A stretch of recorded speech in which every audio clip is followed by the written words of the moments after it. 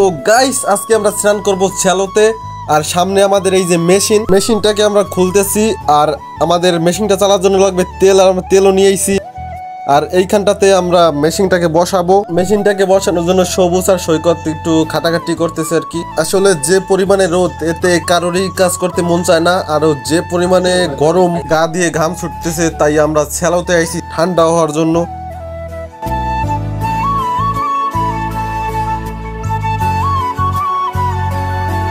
তো মেশিনটাকে এইখানে সুন্দর করে সেট করতে হবে যাতে হাওয়া লিক না করে।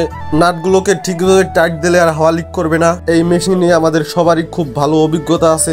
ছোটদের দিয়ে কি কাজ করা বলতে আমি নিজেই রেঞ্জটা হাতে নিয়ে নিলাম যাতে সবকিছু ঠিকঠাক হয়।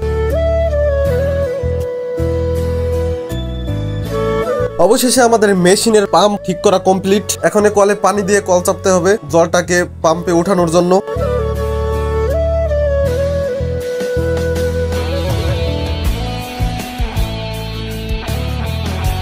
আসলে ভাই যাদের স্যালো মেশিন আছে তারাই জানে স্যালো মেশিনে কিভাবে জল উঠাইতে হয়, কতটা কষ্ট করা লাগে স্যালো মেশিনে জল উঠানোর জন্য। আর অবশেষে আমরা মেশিনে স্টার উঠাই ফেলছি, আর জলও খুব তাড়াতাড়ি উঠে যাবে মনে হয়।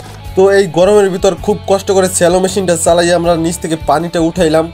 তো এখন যাবো আমরা স্নান করার জন্য। তো চলুন আমাদের সাথে।